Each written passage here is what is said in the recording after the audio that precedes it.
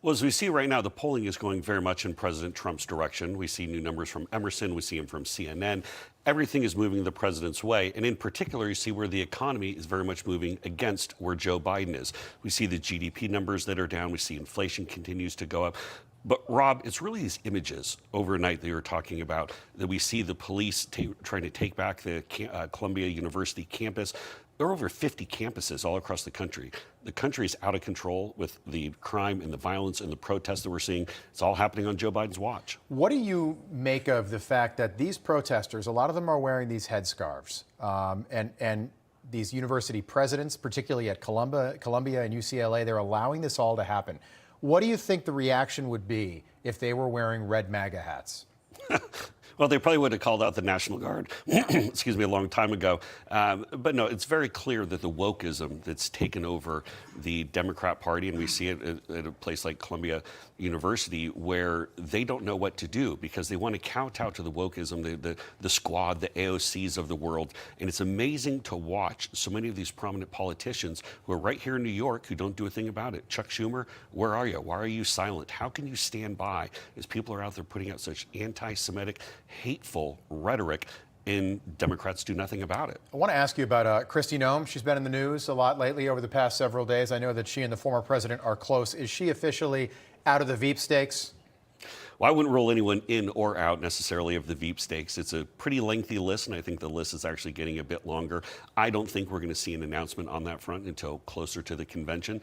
The president has a lot of really good options, and quite frankly, the more that he sees a lot of folks out on the trail campaigning for him, seeing what they can bring to the table in a potential administration, I think the list is actually getting a little longer. Yeah, has she been ruled off, though? You know, this excerpt that she shot her 14-month-old dog, that's not popular anywhere. And I don't think the former president wants to be attached to something like that. So is she off that short list?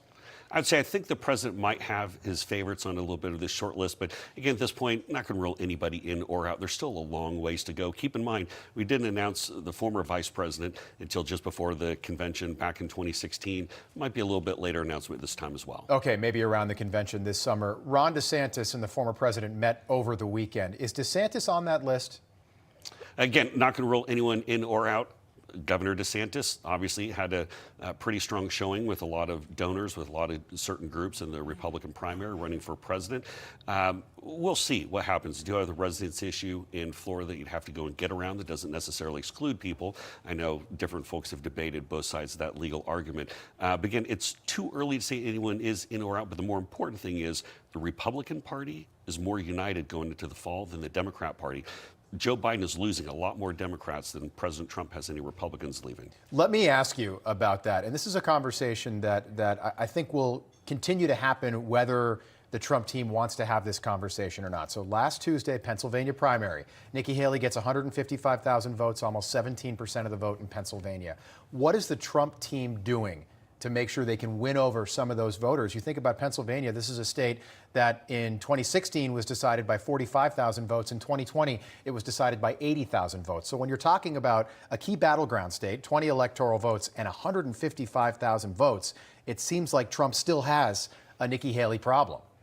Well, I'll push back on that, and I'll tell you why. If you look at the new polling numbers that are out this week, there are multiple sets of numbers from, again, we talked about CNN, talked about Emerson, there's several others showing that President Trump is beating Joe Biden in the state of Pennsylvania. So full stop right there. It's a blue state, it's Pennsylvania.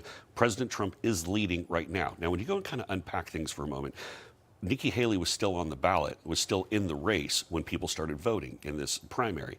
And so you had about 4.5% of Republicans who voted for someone not named President Trump. You had about 3.2% of Democrats vote for someone not named Joe Biden. So it's right there on the margin. But when you look to the independents, President Trump is vastly leading Joe Biden with independents. That's why he's leading in the state. So do we want to bring all the Republicans home? Absolutely. But when you look at most of the battleground states, you look at the nation overall, President Trump's doing much better with Republicans than Joe Biden is with Democrats.